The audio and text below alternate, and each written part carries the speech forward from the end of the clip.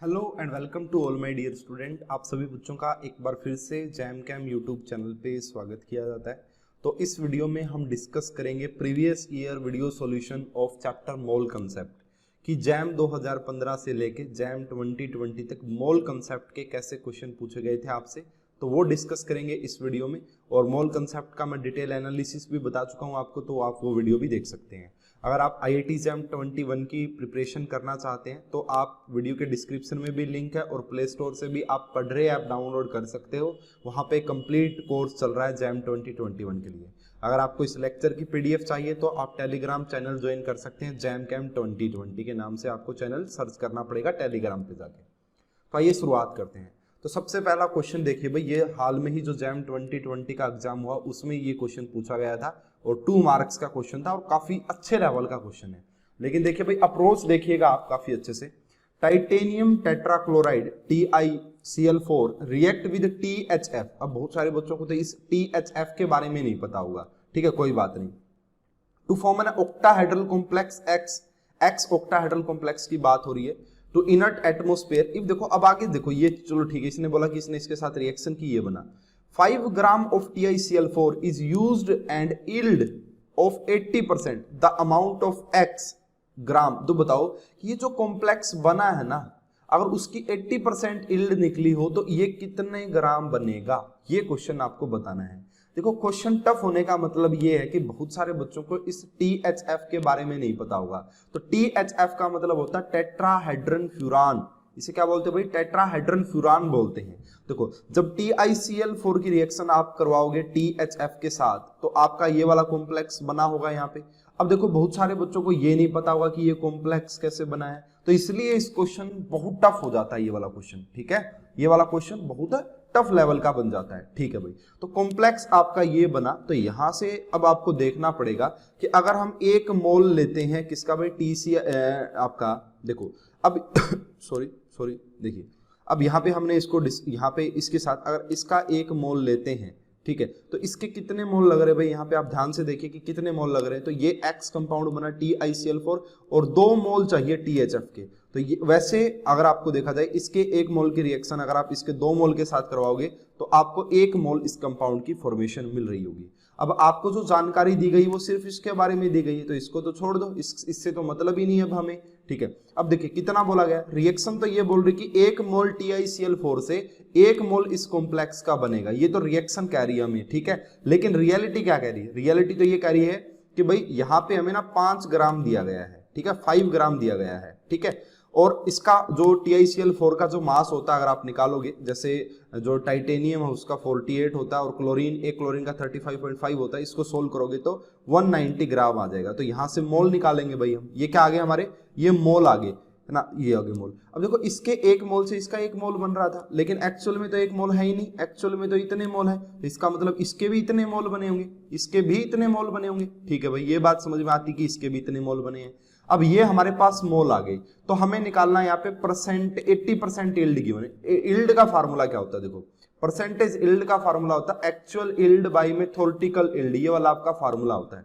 तो देखो अगर मैं बात करूं यहाँ पे परसेंटेज यील्ड 80% है, एक्चुअल यील्ड कितनी है वो तो हमें पता ही नहीं है, वो तो हमें निकालनी है, लेकिन थ्योरेटिकली तो हम निकाल सकते हैं ना। तो थ्योरेटिकली हम निकाल सकते हैं कैसे भाई, ये जो आपको यहाँ पे गिवन है मोल, इसकी मल्टीप्लाई कर देते हैं इसके मास से, मोलर मास से। इसका मास अगर आप निकालोगे, इसका तो पता है कि 190 है, प्लस में इस THF का ट्वाइस का अगर आप निकालोगे वो 334 हो जाएगा, ठीक है। तो हमने निकाला, तो यहाँ से ये हमारे पास क्या आ गया भाई, थ्योरेटिकल यील्ड आ गई, इसकी मल्टीप्लाई की इसके साथ, और जैसे इसके साथ इसकी मल्टीप्लाई करेंगे तो हमारे पास एक्चुअल यील्ड आ जाएगी, वो ये आएगी 6.9 टू लेके 7.1। अगर इसी क्वेश्चन में इसके बारे में भी आपको इंफॉर्मेशन दे देता कि भाई हमने 5 ग्राम TiCl4 10 ग्राम इसके साथ रिएक्ट करवाया THF के साथ, बताइए कि कितना मास मिलेगा, कितना वेट मिलेगा। तो फिर आपको यहाँ पे लिमिटिंग रिएजेंट भी लगाना पड़ता, लिमिटिंग रिएजेंट निकालना पड़ता। तो जब भी एक रिएक्टेंट के बारे में जानकारी गिवन हो उसी से वो क्वेश्चन सोल्व हो जाएगा। अगर दोनों रिएक्टेंट के बारे में आपको इंफॉर्मेशन गिवन हो तो आपको लिमिटिंग रिएजेंट निकालना पड़ेगा, और जो लिमिटिंग रिएजेंट होगा उसी पे आपका प्रोडक्ट का अमाउंट वगैरह सब डिपेंड करेगा। तो क्वेश्चन वैसे बहुत इजी था लेकिन वैसे बहुत टफ भी था, है ना, क्योंकि अगर आपको अगर आप ये रिएक्शन लिखने में सक्सेसफुल हो जाते हो, समझ जाते हो, फिर आपको कोई दिक्कत आनी ही नहीं थी। लेकिन क्वेश्चन एडवांस लेवल का था, बिल्कुल बेहतरीन क्वेश्चन था। चलिए भाई नेक्स्ट क्वेश्चन, तो इसका आंसर ये आ गया भाई आपके पास। नेक्स्ट क्वेश्चन डिस्कस करते हैं। लास्ट देखो भाई, ये जैम 2019 में 2 क्वेश्चन पूछे गए थे और सेम इसी पैटर्न में जैसा कि जैम 2020 में पूछा। तो अप्रोच देखना भाई, अप्रोच देखना, अप्रोच काफी ज्यादा इंपॉर्टेंट होती है और काफी अच्छे से समझाता हूं ये वाला भी मैं आपको। अब इन्होंने कहा, अब देखिए यहाँ पे कि 5.3 gram of benzaldehyde was react with an excess acetophenone. देखो एक्सेस वर्ड यूज किया गया है, एक्सेस। अब एक्सेस वर्ड यूज करते हैं, इसको भूल जाओ, मतलब एक्सेस का मतलब क्या कि यही हमें बताएगा इस रिएक्शन के बारे में, ठीक है। To produce 5.2 gram of enone. इन्होंने बोला कि जब हमने 5.3 ग्राम बेंजल्डिहाइड ये रहा, इसकी रिएक्शन जब हमने करवाई किसके साथ, एक्सेस एसिटोफिनोन के साथ, तो हमें 5.2 ग्राम इनोन मिला, ठीक है। अब आपको बताना इल्ड, इल्ड का फार्मूला मैंने अभी बताया कि परसेंटेज इल्ड का जो फार्मूला होता है वो होता है आपका भाई एक्चुअल इल्ड। अब यानी इन्होंने एक्चुअल इल्ड दे दी कि इतना बना है, और बाई में क्या करोगे, थ्योरेटिकल यील्ड करोगे। थ्योरेटिकल यील्ड कैसे, वो निकालेंगे इंफॉर्मेशन से। देखो 1 मोल बेंजल्डिहाइड, रिएक्शन ये गिवन थी भाई, क्वेश्चन ये पूरा क्वेश्चन है। एक ये रिएक्शन ये बता रही है कि 1 मोल बेंजल्डिहाइड से 1 मोल इनोन बन रहा है, ये रिएक्शन कह रही है, तो हमें उसके अकॉर्डिंग जाना पड़ेगा, ठीक है। स्टाइकियोमेट्री का मतलब ही ये होता है। तो इसके 1 मोल से इसका 1 मोल बना, बहुत अच्छी बात है, कोई इशू नहीं है। अब एक्चुअल में तो 1 मोल नहीं है ना, एक्चुअल में तो इसका वेट गिवन है, तो ये इसका वेट गिवन है, इसको हम डिवाइड करेंगे किसके साथ, इसके मोलिकुलर वेट के साथ, तो कितना आ जाएगा 1/20। तो ये इसका मतलब ये कि 1/20 आपका जो है मोल आ गए, 1/20 आपका मोल। तो इसके 1 मोल से 1 मोल बन रहा था, तो 1/20 मोल से इसके भी तो 120 मोल बनेंगे, तो ये इसके 120 मोल आ गए। इसकी मल्टीप्लाई करेंगे इसके मोलिकुलर वेट के साथ, जो कि 208 गिवन है, 208 गिवन है। तो इसको जब आप सोल्व करोगे तो यहां से आपका 10.4 आ जाएगा। ये जो 10.4 आया, ये क्या आया है, 10.4 जो भी है, मतलब आपका ये क्या आया, ये इसकी आपका थ्योरेटिकल यील्ड आई है, थ्योरेटिकल यील्ड। अब परसेंटेज यील्ड निकालनी, तो क्या करो, ऊपर आपका जो है एक्चुअल यील्ड बाई में 10.4, इसको जब आप सोल्व करोगे तो ये जाएगा 2 पे, और इसकी मल्टीप्लाई कर दो 100 से, क्योंकि आपको निकालना। तो 50% इस क्वेश्चन का करेक्ट आंसर आ जाएगा। देखो यार बड़ा आसान है, इसके 1 मोल से ये 1 मोल बन रहा था, हमें साफ साफ दिख गया, इसके 1 मोल से इसका 1 मोल बन रहा है, ठीक है। लेकिन एक्चुअल में तो 1 मोल है नहीं, एक्चुअल में तो 5.3 ग्राम गिवन है, तो इसको हमने डिवाइड किया इसके मोलिकुलर वेट से, ये मोल निकल गए। इसके 1 से 1 बन रहा था, तो इसके 1/20 से 1/20 ये मोल आ गए। मोल की मल्टीप्लाई करेंगे gram atomic mass given mass से, तो इसके पास हमारा क्या आ जाएगा भाई, ये हमारे पास आ जाएगी थ्योरेटिकल यील्ड, और इसको डिवाइड कर देंगे, इस फार्मूले में पुट कर देंगे। तो मेरे हिसाब से आप सभी को समझ में आ गया होगा। 2 मार्क्स का क्वेश्चन, लेकिन अच्छे लेवल का क्वेश्चन। बच्चों को समझ में ही नहीं आता कि कहानी क्या है, लेकिन बड़ा सिंपल सा कंसेप्ट होता है भाई, है ना। चलिए नेक्स्ट क्वेश्चन देखते हैं भाई। नेक्स्ट क्वेश्चन भी जैम 2019 का है, सेम इसी पैटर्न पे। तो देख लो भाई, इसी पैटर्न पे क्वेश्चन आ रहे हैं, समझिएगा इस क्वेश्चन को थोड़ा सा ध्यान से, ये उसके कंपैरिजन में टफ है। क्यों है, देखिए, assume that the reaction Grignard reagent आपको गिवन है with ethyl acetate proceed with 100% conversion to tert butanol, यानी कि यहाँ पे tert butanol की फॉर्मेशन हो रही है, ठीक है। the volume of 2.5 molar, ये मोलैरिटी गिवन है, 2.5 molar solution this required to convert 10 ml of this solution 10 ml of 0.025 molar solution of ethyl acetate to this। तो आपको बताना है कि कितनी वॉल्यूम की, कितना ग्रिग्नार्ड रिएजेंट की कितनी वॉल्यूम चाहिए, जो कि 10 ml और इतने को। देखो इसमें बड़ा सिंपल सी, पहले तो ऐसा क्वेश्चन कभी भी दिखे ना तो आप उसकी रिएक्शन लिखिए, क्योंकि सारा जो चीज है वो रिएक्शन पे डिपेंड करता है। तो मैंने ये लिखा ग्रिग्नार्ड रिएजेंट, इसकी रिएक्शन मैंने करवाई इथाइल एसीटेट के साथ, और ये बना हमारा टर्ट ब्यूटोक्साइड, ये हमारा क्या बना भाई, टर्ट ब्यूटानॉल बना, साथ में ये वाला बाहर निकलेगा। अब ध्यान देने वाली बात यहाँ पे ये है कि हमें अगर आपको ब्यूटेनॉल चाहिए, देखो ऑर्गेनिक का भी यूज किया गया है, अगर यहाँ पे आपको ब्यूटेनॉल चाहिए तो आपको क्या करना पड़ेगा। देखो पहला स्टेप क्या हुआ होगा, ये यहाँ पे अटैक किया होगा, यहाँ पे O नेगेटिव बना होगा, है ना। तो यहाँ पे 2 मोल चाहिए होते हैं भाई, आप सभी को पता, अगर नहीं पता तो ये आपको ग्रिग्नार्ड रिएजेंट में पढ़ाया भी जाएगा ऑलरेडी, कि अगर आप इसका, देखो इसको हम समझाया जा सकता है काफी अच्छे तरीके से। तो ये बना होगा भाई O नेगेटिव, इसके बाद ये लीव कर गया होगा यहाँ से, है ना, CH3 आया होगा। तो वापस देखो, अगर आप चाहते हो तो मैं इसका बिल्कुल समझा देता हूँ भाई नेक्स्ट, कि कैसे 2 मोल चाहिए होंगे, समझा दीजिए थोड़ा सा। देखो भाई ये हमारा CH3 है ना, ये हमारा ग्रिग्नार्ड रिएजेंट है। अगर इसकी रिएक्शन हम करवाते हैं किसके साथ, एस्टर के साथ, ये आपका ऑलरेडी क्वेश्चन जैम में पूछा भी जाता है, ठीक है। मान लो यहाँ पे क्या गिवन था भाई, CH3 गिवन था। तो सबसे पहले यहाँ पे क्या हुआ होगा, सबसे पहले ये वाला डेल नेगेटिव ने यहाँ पे अटैक किया होगा, ये वाला यहाँ से गया होगा तो CH3, उसके बाद यहाँ पे O नेगेटिव आ गया होगा, ये O, ये CH3 और नीचे आपका CH3 आ गया। अब ये क्या करेगा, ये नीचे आएगा और ये यहाँ से लीव करेगा, तो वापिस से क्या बना भाई आपका, ये तो एसीटोन बन गया, लाइक दैट एसीटोन बन गया। अब दूसरा मोल भी रिएक्ट करेगा ग्रीनार्ड रिएजेंट का, ये काफी इंपॉर्टेंट कंसेप्ट होता है भाई, ऑलरेडी आपको पढ़ाया जाता है, मैं तो डिटेल में पढ़ाता हूँ इसको ग्रीनार्ड रिएजेंट में कि किसके कितने मोल चाहिए, ये यहाँ पे जाएगा, ये यहाँ पे जाएगा, और उसके बाद आपका यहाँ पे बनेगा टर्ट ब्यूटेनॉल। क्या बनेगा भाई, टर्ट ब्यूटेनॉल बनेगा। इसकी रिएक्शन H पॉजिटिव के साथ करवाएंगे। तो इस क्वेश्चन का जो मेन पॉइंट था ना आपको समझाने वाला, वो यहाँ से 2 क्वेश्चन पूछे गए। देखो ये बड़ा टफ क्वेश्चन इसलिए है, आपसे ग्रीनार्ड रिएजेंट के बारे में जानकारी ले ली, आपसे ये पूछ लिया कि आपको भाई ऑर्गेनिक केमिस्ट्री में अटैक करवाना वगैरह आता है या नहीं आता, तो काफी बेहतरीन एग्जांपल है। ठीक है भाई, अब सुनो, ये कहानी खत्म होगी। ये अगर आपने बैलेंस्ड रिएक्शन लिख दी, अब आपका कहानी आ गई मोल कंसेप्ट पे। अब आगे की सारी चीजें मोल कंसेप्ट क्लियर करेगा। तो जो भी डाटा आपको गिवन है उसको लिख लीजिए एक बार। तो मैंने यहाँ पे लिखा भाई ग्रिग्नार्ड रिएजेंट के आपको 0.2 मोलार गिवन है, ठीक है। इथाइल एसीटेट के आपको 0.025 मोलार गिवन है, इसकी वॉल्यूम भी गिवन है, ठीक है। अब हमने क्या किया भाई, देखो ये आपकी मोलैरिटी का फार्मूला क्या होता है भाई, सभी को पता हुआ, number of mole per unit volume, number of moles per unit volume. अब मोल्स आपको देखो यहां से हम मिली मोल्स निकाल सकते हैं, मिली मोल्स देखो इसकी मोलैरिटी की मल्टीप्लाई कर दीजिए, वॉल्यूम से मोल आ जाएंगे। तो मैंने इसकी मल्टीप्लाई की तो मेरे पास मोल आ गए हैं इथाइल एसीटेट के, ये रहे भाई। अब देखो इसका तो हमें निकालना है ना कि कितनी वॉल्यूम चाहिए, निकालना है। देखो अब इसका कोई यूज नहीं, इसको छोड़ दो, अब इन दोनों की बातें करनी है। अब यहां से हमें ये पता लगा कि आपका 1 मोल इथाइल एसीटेट का, ये रिएक्शन बता रही है, रिएक्शन क्या करिए कि 1 mole of ethyl acetate react with 2 mole of CH3 MgBr, ठीक है। लेकिन एक्चुअल में तो हमारे पास 0.025 मोल है ना, 0.25 मोल है, तो 0.25 मोल क्या बनाएंगे, 2 इंटू में 0, यानी कि इसके मोल कितने आ गए आपके पास, इसके मोल कितने आ गए, 0.5 मोल आ गए। अगर आपके पास मोल आ गए हैं ना, तो क्या करो भाई, देखो मोलैरिटी का फार्मूला क्या होता है, मोलैरिटी का फार्मूला होता है नंबर मोल पर यूनिट वॉल्यूम। तो मोलैरिटी कितनी गिवन 0.25, इसकी मल्टीप्लाई करेंगे किसके साथ करेंगे भाई, इसको डिवाइड करना पड़ेगा, क्या करना पड़ेगा, डिवाइड करना पड़ेगा। तो इसको डिवाइड किया, 0.2 को डिवाइड किया हमने 0.5 से मोल से, ताकि वॉल्यूम 1/, आएगी। इसको सोल्व कर लेंगे, यहाँ पे कैलकुलेशन वगैरह सोल्व कर रखी होगी मैंने नेक्स्ट।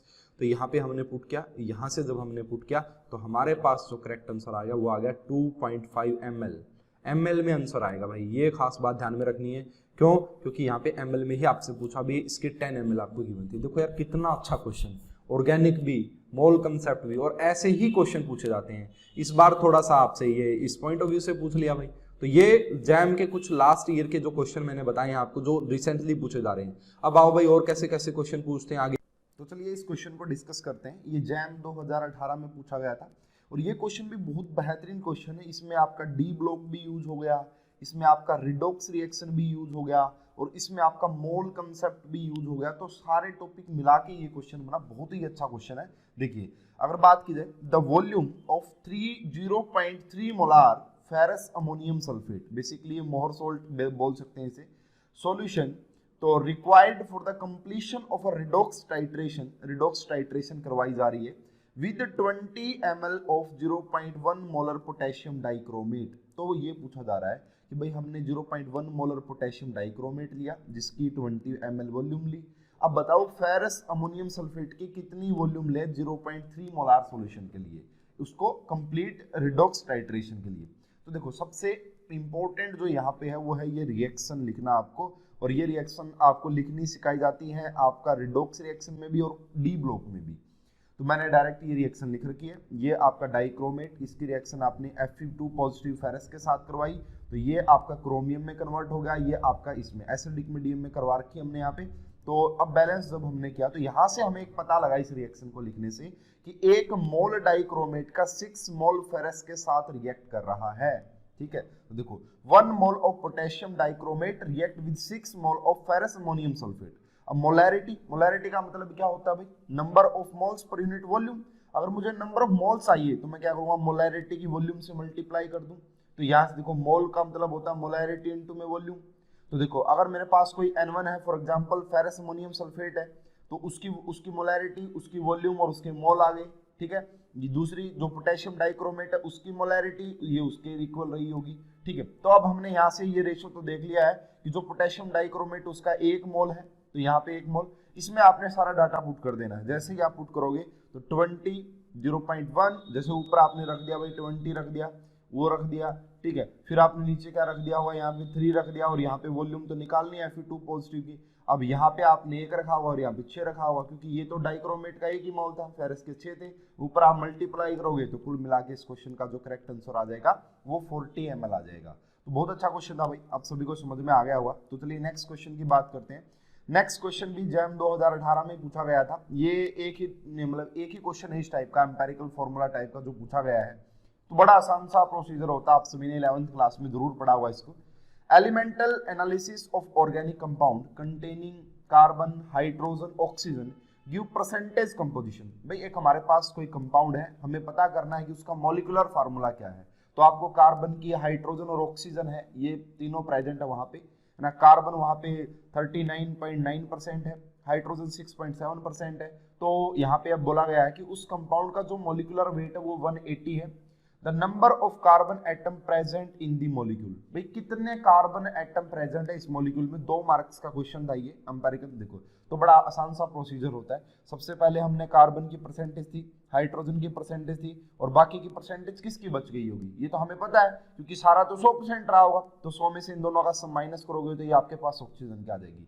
फिर आप क्या कीजिए, परसेंटेज को उसके मास से डिवाइड कीजिए। तो कार्बन को यहाँ पे 12 से डिवाइड किया, कार्बन है तो हाइड्रोजन है तो 1, और यहाँ पे 16 डिवाइड करने के बाद आपके पास ये आ गया। अब इन तीनों में जो सबसे स्मॉल होगा, उससे आप डिवाइड कीजिए इसको। तो ये डिवाइड किया, यहाँ पे 1 आया, इसको डिवाइड करेंगे 2 आएगा, और इसको डिवाइड करेंगे 1 आएगा। तो ये जो सिंपलेस्ट रेशो आया ना, इसी को बोला जाता है आपका एम्पेरिकल फॉर्मूला। तो ये क्या बन गया भाई, CH2OH आपका एम्पेरिकल फॉर्मूला बन गया, ठीक है। अब देखिए आगे की प्रोसीजर देखिए इसमें। अब मॉलिक्यूलर फॉर्मूला जो होता है वो इक्वल होता है एम्पेरिकल फॉर्मूला इनटू में n, ठीक है। यानी कि मॉलिक्यूलर, फॉर एग्जांपल अगर आप आपसे कहिए कि ग्लूकोज का मॉलिक्यूलर फॉर्मूला बताइए, तो आप क्या कहोगे, C6H12O6 कहोगे। लेकिन अगर कोई कहे एम्पेरिकल फॉर्मूला बताइए तो आप क्या कहोगे कि CH2O कहोगे। तो इसका मतलब इसकी अगर मैं 6 से मल्टीप्लाई कर दूं तो ये मॉलिक्यूलर फार्मूला बन जाएगा। तो मॉलिक्यूलर फार्मूला का मतलब होता है एम्पेरिकल फार्मूला इनटू में n। अब ये n क्या होता है, तो n का मतलब होता है मॉलिक्यूलर फार्मूला मास बाय में empirical formula mass. Molecular formula mass by में एम्पेरिकल फार्मूला मास। अब मॉलिक्यूलर फार्मूला मास क्या भाई, उन्होंने गिवन है कि मॉलिक्यूलर वेट है 180, तो हमने 180 लिखा ऊपर, ये 180। एम्पेरिकल फार्मूला मास कहाँ से लेके आए, एम्पेरिकल फार्मूला आ गया तो यहाँ से मास भी आ गया, तो इसको डिवाइड किया तो हमारे पास 6 आया।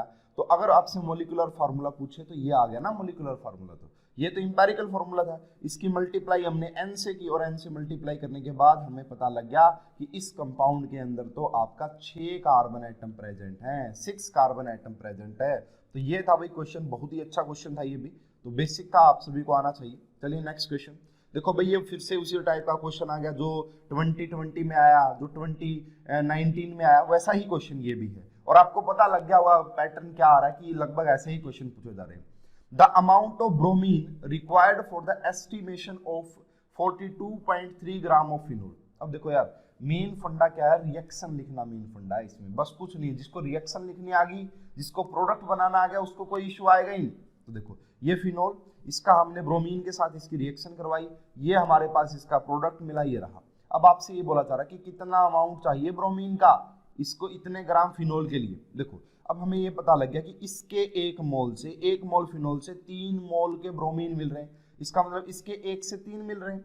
अब हमें किसके बारे में, फिनोल, लेकिन एक्चुअल में तो 1 मोल है ही नहीं। एक्चुअल में कितना है निकाल लेते हैं भाई, एक्चुअल में कितना है 42.3 को डिवाइड करो इसके मॉलिक्यूलर वेट के, तो डिवाइड किया तो ये आ गया। एक्चुअल में तो हमारे पास 0.54 मोल है, 1 मोल तो है ही नहीं।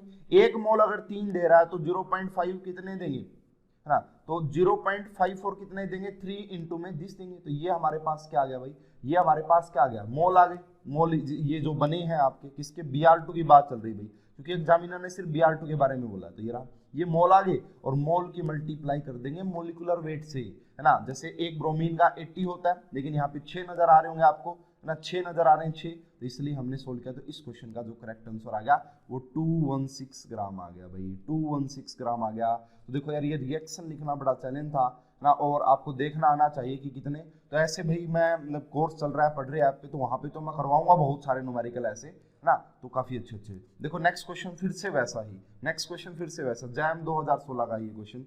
Hydrolysis of 15.45 gram of benzonitrile produce 10.98 gram of benzoic acid, the percentage yield of the. देखो फिर से वही बात, ये आपके पास बेंजोनाइट्राइल, इसका आपने हाइड्रोलिसिस किया तो आपको बेंजोइक एसिड मिला। अब ये कह रहे हैं कि आपको परसेंटेज यील्ड निकालनी है। देखो इसका कितना वेट गिवन है, ये रहा भाई इसका वेट, ठीक है। अब ये रिएक्शन तो ये बता रही है कि 1 मोल बेंजोनाइट्राइल से 1 मोल बेंजोइक एसिड बनता है। ये बात ये रिएक्शन कह रही है कि ऐसा है, ठीक है भाई, ऐसा है तो कोई बात नहीं, मान लेते हैं।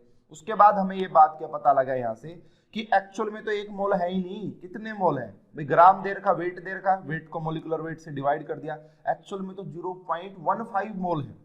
0.15 मोल है, तो ये जो बना होगा वो भी 0.15 मोल बना होगा, ठीक है। ये मोल आ गए, इसको इसके मोलिकुलर मास से मल्टीप्लाई कर देंगे। मोलिकुलर मास सभी को निकालना आना चाहिए भाई, बेसिक होता है ये, सभी को आता हुआ मैं मान के चल रहा हूँ इतना बेसिक, तो ठीक है। तो आपके पास 18.3 आ गया भाई, 18.3। ये तो आपके पास थ्योरेटिकल यील्ड आई है, ठीक है। और फॉर्मूला क्या होता था भाई परसेंटेज यील्ड का, मैं आपको पहले बता चुका हूँ कि क्या फॉर्मूला होता है भाई, जो आपकी मतलब एक्चुअल यील्ड है बाई में थ्योरेटिकल यील्ड, ठीक है। तो ये आपकी एक्चुअल यील्ड थी यहाँ पे, ठीक है, और थ्योरेटिकल यील्ड ये रही आपके पास। इसको 100 से मल्टीप्लाई करोगे तो आपके पास 60% इसका करेक्ट आंसर आ जाएगा, 60% इसका करेक्ट आंसर आ जाएगा। तो देखो भाई मतलब समझ में आ गई होगी कहानी की कैसे क्वेश्चन पूछते हैं। चलो भाई नेक्स्ट क्वेश्चन देखिए, जैम 2016 का, ये फिर से लाइक दैट जो है आपका M1V1 डाइल्यूशन फार्मूला पे ही। Acetic acid content in commercially vinegar analyzed as treating against 0.15 molar NaOH solution. A 20 ml vinegar sample required 18 ml of titrant to give end point the concentration of acetic acid in the vinegar. तो ये question देखो, इसमें आप simple सा formula लगाओ, M1V1 is equal to M2V2। तो यहाँ पे आप देखोगे M1 की वैल्यू ये रही भाई आपके पास 1.5, इसकी वॉल्यूम आपको टाइट्रेंट कौन है यहाँ पे, NaOH ही तो है टाइट्रेंट, ठीक है, ये रहा। इसके बाद ये 20 देर का आपको विनेगर और इसका हमने M2, तो इसको सोल्व करोगे तो यहाँ से आपके पास वैल्यू आ जाएगी, मोलैरिटी आ जाएगी। इसको आप इजीली सोल्व कर सकते हो जाएगा इस फार्मूले से, ये इजीली सोल्व हो जाएगी, ठीक है भाई। नेक्स्ट क्वेश्चन देखिए, जैम 2015 का, तो क्या बोला जा रहा है, देखो ये बड़ा बेसिक सा फार्मूला है। The amount of potassium dichromate present in 75 ml और इतने मोलार सॉल्यूशन। देखो यार कुछ नहीं है, मोलैरिटी दी आपको, मोलैरिटी का मतलब होता है number of moles per unit volume, volume आपको गिवन है, मोलैरिटी आपको पता है, दोनों की निकालो, क्या निकल जाएंगे, मोल, मोल को मल्टीप्लाई कर देना उसके मोलिकुलर वेट से। किसके मोलिकुलर वेट से भाई, ये देर का क्वेश्चन में मोलिकुलर वेट, WM का मतलब MW का मतलब मोलिकुलर वेट, इसको सोल्व करोगे तो करेक्ट आंसर आ जाएगा आपके पास यहाँ से। तो ये बड़ा सिंपल सा था भाई, बड़ा बेसिक सा था, ये तो बहुत ही बेसिक था, ठीक है। चलिए भाई ये हमारा लास्ट क्वेश्चन है मोल कंसेप्ट का। तो the amount of NaOH required for the complete neutralization of 1 mole of the, ये आपके पास इसका 1 मोल है, तो आपको कितना अमाउंट चाहिए NaOH का कि इसको कंप्लीटली न्यूट्रलाइज कर दे। तो देखो भाई ये आपका एसिडिक स्ट्रेंथ का क्वेश्चन भी बन सकता है और मोल कंसेप्ट का तो है ही है। देखो अब आप एसिडिक एच देखिए कितने, यहाँ पे एसिडिक एच कितने हैं, देखो ये आपको सल्फोनिक एसिड नजर आ रहा है, तो ये बिल्कुल एसिडिक एच है। ये आपका अल्कोहल नजर आ रहा है, ये आपको फिनोल नजर आ रहा है, और ये आपको कार्बोक्सिलिक एसिड नजर आ रहा है। तो ये वाले जो है ना काफी अच्छे एसिड में काउंट किए जाते हैं, ये वाला भी काफी अच्छा एसिड है, ये वाला भी, ये वाला भी। तो यहाँ पे क्या है भाई, अगर हमें इस पूरे कंपाउंड को न्यूट्रलाइज करना है तो हमें क्या चाहिए भाई यहाँ पे ना, तो हमें ये चाहिए कि इसका 1 मोल, तो 4 NaOH की रिक्वायरमेंट पड़ेगी भाई, 4 मोल NaOH की, ठीक है ना, 4 मोल NaOH की जरूरत पड़ेगी। एक हाइड्रोजन इसको, एक इससे निकलेगा, एक इससे निकलेगा हाइड्रोजन, तो 4 मोल NaOH, तो 4 मोल मिल गए। मोलिकुलर वेट आपको गिवन है, तो 4 × 40 कर दीजिए, 160 ग्राम आपके पास करेक्ट आंसर आ जाएगा। तो भाई ये थे मोल कंसेप्ट के आपके सारे क्वेश्चन का सॉल्यूशन, जैम 2015 से लेके जैम 2020 तक के मैंने सारे करवा दिए हैं, और आपको अच्छे भी लगे होंगे। तो जो भी आपका फीडबैक है इस वीडियो के रिगार्डिंग जरूर बताएं, इस वीडियो को ज़्यादा से ज़्यादा शेयर करें। अगर आप कंप्लीट कोर्स आते हैं तो आप पढ़ रहे ऐप पे IIT जैम 2021 के लिए कंप्लीट कोर्स बाय कर सकते हैं। आप सभी का बहुत बहुत धन्यवाद, थैंक यू।